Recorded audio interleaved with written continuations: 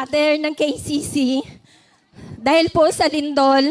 Pero behind po noon, nagpapasalamat po kami ng lubos sa mga taong naging instrumento na maging yung mga expenses po ng ospital, tumulong po sa amin at lalong-lalo na sa mga prayers na maging okay po yung mga anak ko. Maraming salamat po at sa atin pong lahat na kahit po ganito po ang nangyari sa ating buhay, maging matatag po tayo dahil nandyan po ang Diyos na umaalalay po sa atin at magtiwala po tayo sa process na Kanyang ginawa sa atin. Dahil behind po nito, may maganda pong mangyayari po sa ating buhay. Maraming salamat po.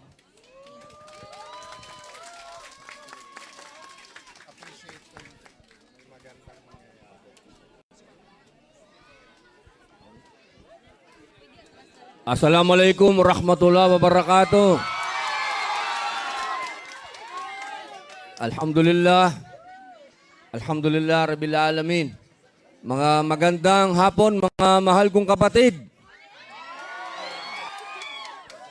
Sa mga kapatid po nating Kristiyano, sumainyo ang kapayapaan. Ako po ay siyempre unang-una nagpapasalamat po sa ating Mayora Pacquiao, maraming salamat po. Siyempre kay Congresswoman, maraming salamat po.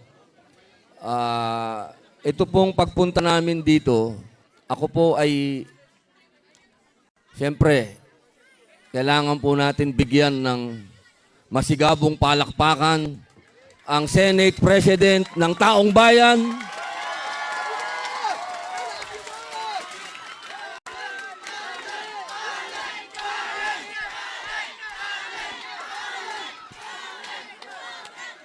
isang taong hindi po nakakalimot sa inyo.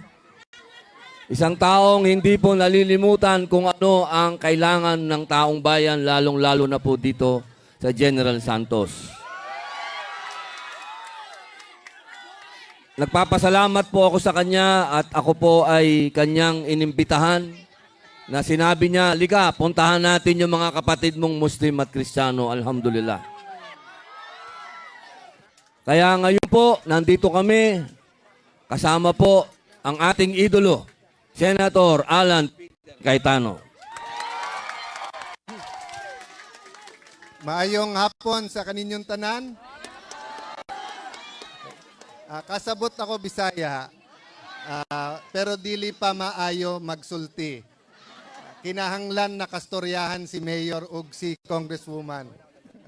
So, magandang hapon po.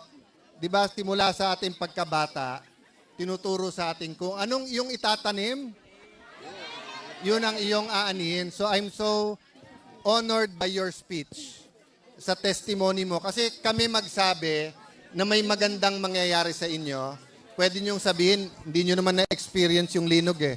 Di ba? Pero kayo na na-injure at grabe yung nangyari sa inyo, pero nakakapag-testify kayo. Nandyan ang Diyos at babangon tayo. Pakisabi sa katabi nyo, babangon tayo. Diba? Oo. Pakisabi sa katabi mo, mahal ka ng Diyos. Diba? So anyway, nandito po kami para tulungan lang si Mayor at si Congresswoman kasi kayo naman talaga ang naapektuhan. Thank you, Mayor, kahit na konti lang dala namin yung salubong nyo sa amin. Pero kung ano itanim natin bilang mga Pilipino na kapag may disaster, calamity, tulong-tulong na lang tayo, di ba? Wala nang politika. So, sabi ko kay Robin, may hinanda tayong konting bigas, konting grocery. Tapos sabi niya, ay nakakaya naman, may cash assistance. Sabi ko sa kanya, hindi, huwag ka mahiya, Robin, kasi kinuha ko na rin sa sweldo mo yung ipamimigay natin eh. No? So, but, yun nga, Mayor, so, bagaman, alam nyo naman po, may problema sa legal, si Senator Bato, tumutulong pa rin. Di ba? Si Senator Jinggoy, nasa kulungan na, namiminsipyo, pero sabi sa amin, sama yung anak ko nung unang punta. Nung sinabi kong pupunta ulit, sabi niya, tulong na naman siya. Eh, problema, hindi na nga niya kinukuha sweldo niya, tutulong pa rin, no? So, So, 10 ng aming mga kasamahan, Mayor, Congresswoman, kung ilan ulit yung nasirang structure? 34,000 na kabahayan. So, hindi biro yon. So, una-una. Kasi kung magpapagawa gobyerno, sabay-sabay, hindi naman matatapos, lahat kayo walang bahay. Pero mapagawa nung iba 10, 100, NHA, makapagpagawa ng 10,000, de tulong-tulong po tayo. Tapos yung public buildings, Mayor, ilan ang? Major 69. 69 major infrastructure natin ang sira, di ba? So gamitin nyo rin kami taga-remind, taga-pahinumdum, di ba? Sa gobyerno na kailangan i-rebuild natin. Sabi nga nila, relief, recovery, reform. So maasahan nyo kami sa reform, maasahan nyo kami sa relief, hopefully makatulong kami sa recovery. So hindi kami magpapakahaba. Kami ni Robin ay representative lang ng mga kasamahan nyo sa Senado. God bless you. Salamat po na sinalubong nyo kami lahat. Mayor, Congressman, thank you.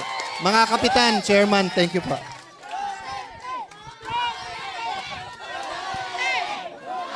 Maraming salamat.